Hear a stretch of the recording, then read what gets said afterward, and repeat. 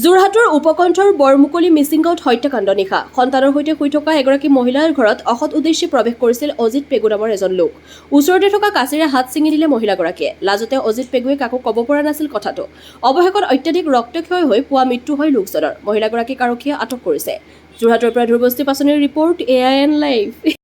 আমি গম পোৱা মতে ইহঁতে ৰাতি ল'ৰাটো আৰু মথাটো আৰু মাইকীটো মানে বেৰৰ ওচৰত শুই থাকোঁ বুলি কৈছে। যেতিয়া মানে ইহঁতে মাইকী মতা তিনিটাই মানে শুই আছিলে আৰু শুই থাকোঁতে তেতিয়া ৰাতি আহি পেলাই জখলা এটা আনিছে বোলে। জখলাটো এতিয়া পুলিচে লৈ আনিছে।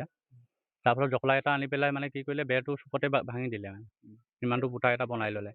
ফুটা এটা বনাই মেলি তাৰপাছত ই হাতটো সোমাই দিলে। হাতটো সোমাই মেলি আৰু ছোৱালীজনীক মেখেলাত ধৰিছে বোলে। ধৰোঁতে মানে ই ভয়তে মানে ল'ৰাটোৰ গাৰুৰ তলতে কাঁচি এটা থৈছিলে বোলে।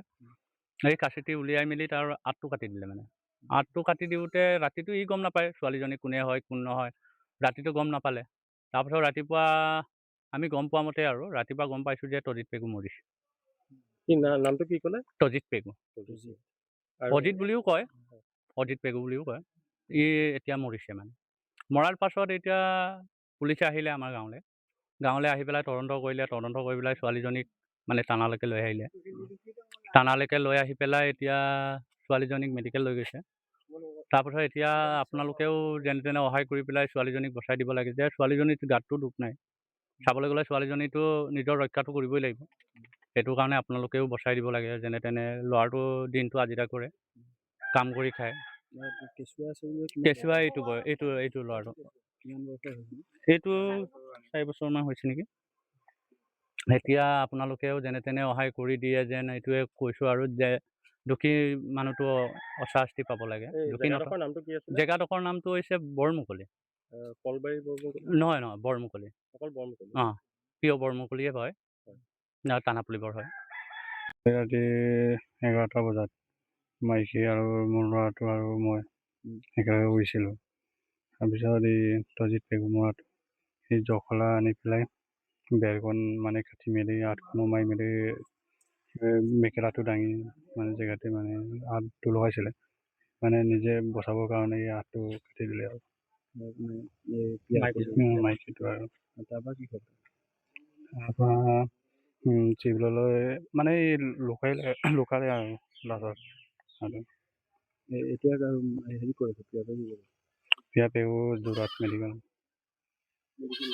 আগতে এনেকুৱা কাম কৰে নেকি? আগতে নাজানো। কালি মানে আপোনাৰ ঘৰৰ বেৰ কাটিছিলে। কাটি হাতটো সোমাইছিলে আৰু মেখেলা আৰু দাঙি মেলি আৰু কোন জেগাত হৈছিলে ঘটনাটো? জেগাটো বৰমুকলি। বৰমুকলি।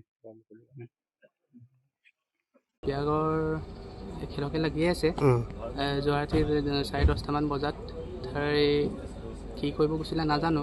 খালি তাত যি কাম কৰি আহিছেগৈ এইবিলাক যিটো কি তাই মানে দুখ পাই আহিছেগৈ, গদ হৈ কৈছেগৈ মোক তেনেকৈ কৰিলে। আৰু ৰাতি 12টামান বজাত চিভিললৈ নিছিলে। এতিয়া চিভিল নাপালেগৈ আৰু। মানে কি কৰিছিলে প্ৰিয়া গগৈয়ে আপোনাক কি কৰিছিলে?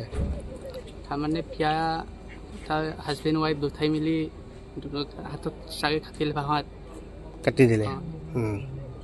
তাৰপিছত মানে মেডিকেল গৈ নাপালাগে? মাজতে দি থৈ গ'ল। অঁ ঘৰটো ক'ত আছিলে আপোনালোকৰ? ঢেগাং বৰমুকলি। আৰু কিবা কিহৰ কাৰণে কৰিছে কিবা গম পায় নেকি? এইবোৰ মই নাজানো। কালি কেছটোৱে গম পাইছোঁ।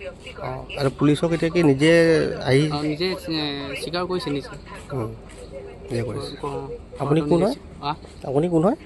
মই ভতিজা হয়। ভতিজা মানে হেৰি মোৰ খুৰা হয়। খুৰা হয় যোনজন পেচেণ্ট ঢুকালে। ঠিক আছে।